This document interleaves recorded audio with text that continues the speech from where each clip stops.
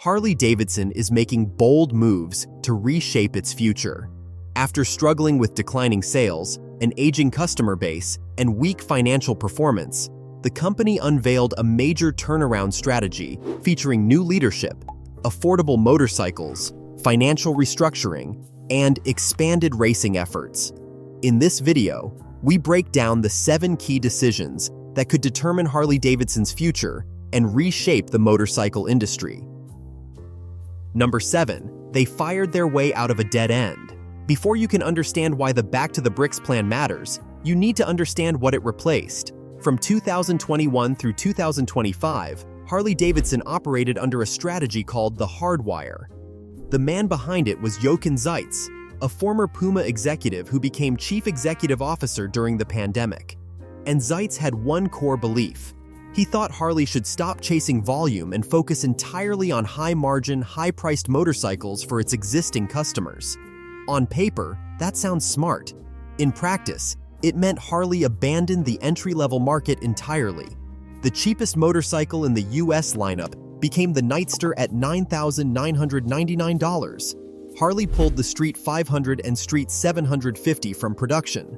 The Sportster 883, the bike that had been bringing new riders into the brand for decades, was gone. And Zeitz told investors point blank that Harley expected customers to age into the product. That is a direct quote from an earnings call. The CEO of one of the most iconic motorcycle brands on the planet told Wall Street he was fine waiting for people to get old enough to afford his bikes. Think about that for a second. The CEO of a company whose domestic sales had already dropped from over 260,000 units in 2006 to around 121,000 by 2023, a 53% decline, decided the solution was to make fewer, more expensive bikes and wait for demographics to do the work. The result was predictable. Retail volumes dropped another 40% between 2019 and 2025. Dealer profitability collapsed by 80% over the same period. Harley's heavyweight market share in the United States slipped from 30% to 27% as younger riders went to Honda, Kawasaki, KTM, and Royal Enfield. By August 2025, Zeitz was gone. The board brought in Artie Starrs, formerly the CEO of Topgolf, and before that, the global CEO of Pizza Hut, a motorcycle outsider. But then again, the motorcycle insiders had just spent 5 years driving the company into a wall. Sometimes the best thing you can do is bring in someone who does not know what is supposed to be impossible. And Starrs immediately proved that by tearing up the playbook, his predecessor spent 5 years writing. Now watch what happens next. Number 6. They sold the bank to save the bike. One of the very first moves under Harley-Davidson's new leadership was a deal that many riders barely noticed. Yet it may prove to be the company's most important financial decision in the last 2 decades. In July 2025, Harley announced that it was selling a $5 billion stake in Harley-Davidson Financial Services, or HDFS, to investment giants KKR and PMCo. At first glance, it looked like just another corporate finance story, but the implications were far bigger than most people realized. For years, HDFS wasn't simply Harley's financing division. It had quietly become the company's biggest profit engine. During the second quarter of 2025, HDFS generated approximately $70 million in operating income, while Harley's actual motorcycle business produced about $61 million. Think about that for a moment.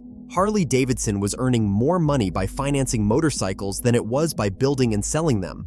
The transaction valued HDFS at roughly 1.75 times its book value and immediately unlocked around $1.25 billion in cash, an amount equal to nearly 40% of Harley-Davidson's total market capitalization at the time. Despite selling the stake, Harley retained majority ownership and operational control of HDFS, meaning customers and dealers experienced virtually no changes in financing services or day-to-day operations. Behind the scenes, however, the company's balance sheet was transformed. Harley transferred more than $5 billion in consumer loan receivables, sold 95% of its residual interests in securitized loan portfolios and shifted HDFS to what executives describe as a capital-light business model. In simple terms, Harley stopped behaving like a bank that happened to sell motorcycles and returned to being a motorcycle manufacturer that also provides financing. That distinction is far more important than it sounds because it freed up more than $1 billion in capital that could be reinvested into new motorcycles, dealer support, manufacturing improvements, marketing, and the company's long-term growth strategy. Without that financial flexibility, ambitious initiatives like the Back to the Bricks plan would have been far more difficult to fund. Launching around 20 new models, investing in a global racing program, modernizing dealerships, and expanding into new markets all require enormous amounts of capital, especially at a time when profit margins are being squeezed by rising costs and tariffs. The KKR and PIMCO transaction provided Harley-Davidson with the financial breathing room needed to make those investments, making it the foundation that supports nearly every major strategic move the company has announced since. And the next entry proves the point perfectly. Number 5. The LiveWire disaster finally got an honest diagnosis. While Harley was restructuring its finances, the elephant in the room was still impossible to ignore.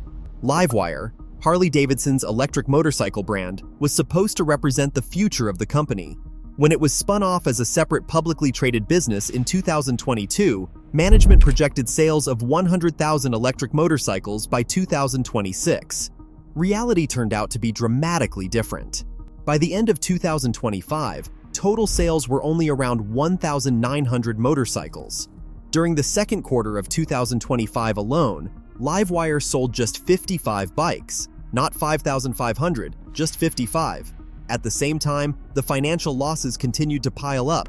LiveWire reported an operating loss of approximately $110 million in 2024, followed by another $75 million in 2025, burning through cash far faster than it was generating meaningful sales. Despite those numbers, the company highlighted in its 2025 earnings presentation that LiveWire ranked number 1 in U.S. retail sales for street-legal electric motorcycles producing more than 50 horsepower. While technically true, many critics viewed the claim as highlighting an extremely small market segment with very limited competition.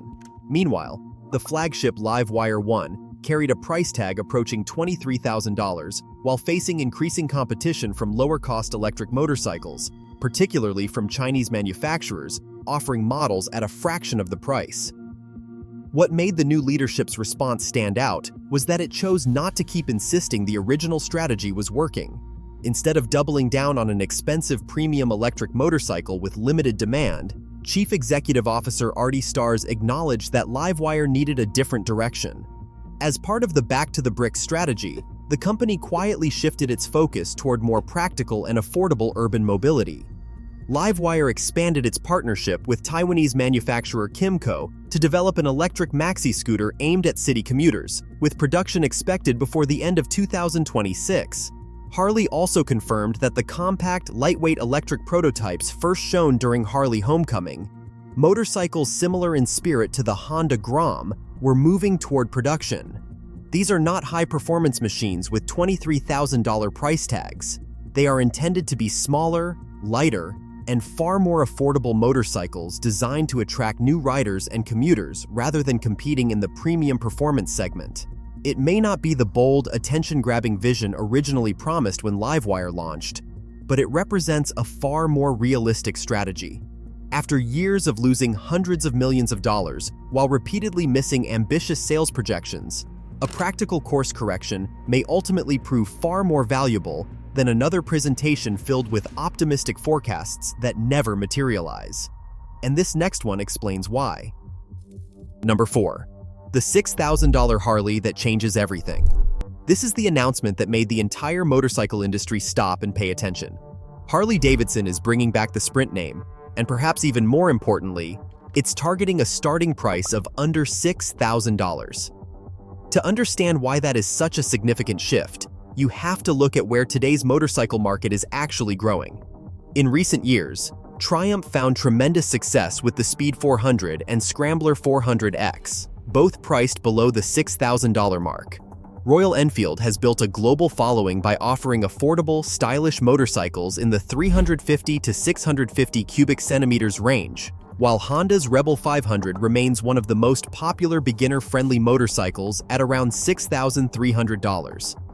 These are the motorcycles attracting younger riders and first-time buyers, yet for the past 5 years, Harley-Davidson simply had no meaningful presence in this segment.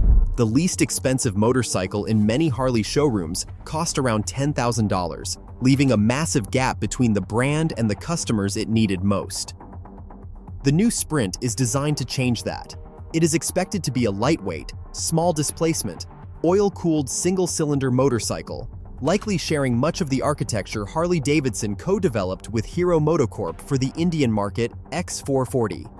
It won't have the traditional V-twin engine, it won't tip the scales at 700 pounds, and it certainly won't produce the deep rumble that longtime Harley enthusiasts associate with the brand. Unsurprisingly, many loyal Harley riders have already criticized the concept, with comment sections filled with claims that it's nothing more than a rebadged commuter motorcycle wearing a Harley badge. Whether those criticisms prove justified or not, they miss the larger business reality. The only part of the US motorcycle market showing consistent growth today is the small displacement segment. Former Chief Executive Officer Jochen Zeitz acknowledged that reality during one of his final earnings calls, noting that nearly every other category continues to shrink. Rather than waiting for younger riders to eventually grow into $25,000 touring motorcycles, Harley is finally attempting to meet them where they are today, with an entry-level motorcycle they can realistically afford. The Sprint is only one piece of that broader strategy. Harley has also announced plans for a revived air-cooled Sportster expected to start around $10,000, along with a new cruiser that may carry the Eagle name. Altogether, the company says it intends to launch 20 new motorcycle models within the next 36 months. For a manufacturer that spent much of the last several years reducing its lineup, discontinuing models, and focusing almost exclusively on premium motorcycles, that represents a dramatic reversal in strategy and one of the biggest product offensives Harley-Davidson has attempted in decades. And that leads us directly to the next example. Before we continue, everything in this video comes straight from Ride Longer, Spend Less, the complete motorcycle maintenance handbook. The full system, every step and every number we couldn't fit here. Scan the QR code on your screen to get your copy, and let's get back to it. Number 3. The dealer network gets a lifeline. If there is one group that has quietly endured some of the biggest challenges throughout this entire story, it is Harley-Davidson's dealer network. Dealer profitability reportedly fell by roughly 80% between 2019 and 2025, putting enormous financial pressure on businesses that rely on motorcycle sales, service, and parts to stay afloat. Around a dozen dealerships closed during 2025 alone, and the consolidation continued into the first quarter of 2026 as more owners either sold their businesses or shut their doors entirely. The problem wasn't simply declining motorcycle sales. It was also years of excess inventory. Harley had been shipping more motorcycles to dealerships than many of them could realistically sell, a practice often referred to as channel stuffing. While that approach can temporarily make wholesale sales figures appear stronger on quarterly reports, it leaves dealerships carrying large amounts of unsold inventory that ties up cash, increases financing costs, and makes profitability even more difficult. Under the back-to-the-bricks strategy, Harley committed to something dealers had been requesting for years, aligning wholesale shipments much more closely with actual retail demand.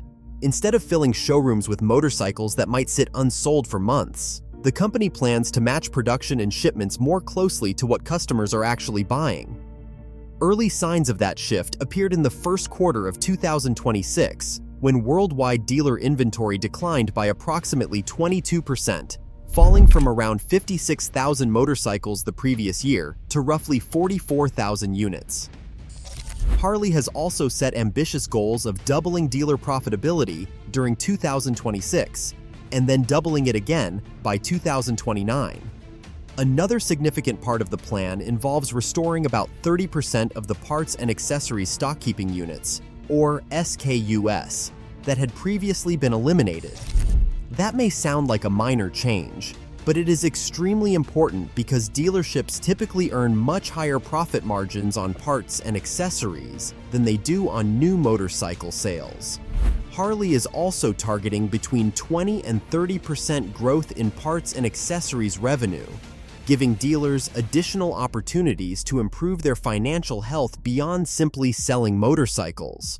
For many Harley dealerships that have spent the past several years watching sales decline while being encouraged to focus on fewer, more expensive motorcycles, this strategy feels like long overdue recognition of the challenges they have been facing. Whether the company can actually achieve those ambitious targets remains to be seen, but the fact that these objectives now exist represents a major philosophical change in Harley-Davidson's relationship with its retail network. During the Hardwire era, dealerships were largely encouraged to sell fewer motorcycles at higher prices. Under Back to the Bricks, the message is almost the complete opposite. Sell more motorcycles, appeal to a broader range of riders, and offer products across a much wider range of price points. That kind of transformation requires a completely different approach to inventory, staffing, marketing, and customer engagement. And while some dealerships will thrive under the new strategy, others may struggle to adapt to such a dramatic change, and this is where things get fascinating. Number 2. Harley just crashed MotoGP with 280-kilogram baggers. This might be the most audacious move in the entire plan, and it has nothing to do with spreadsheets. In 2026, Harley-Davidson launched the Bagger World Cup, a brand new global racing series held as a support class during 6 MotoGP weekends, 6 rounds across 2 continents: Austin, Mugello, Assen, Silverstone, Aragon, and the Red Bull Ring in Austria for the championship finale. 2 races per weekend, 12 races total in the inaugural season. The bikes are race-prepared, Harley-Davidson road glides with Milwaukee 8 V-twin 131R engines, producing over 200 horsepower and hitting speeds above 300 kilometers per hour. They weigh 280 kilograms. For context, a MotoGP prototype weighs 157 kilograms. These are touring motorcycles modified for circuit racing, and they are the heaviest machines on any MotoGP weekend by a massive margin. The series evolved from King of the Baggers, a domestic MotoGP America format created by former world champion Wayne Rainey back in 2020.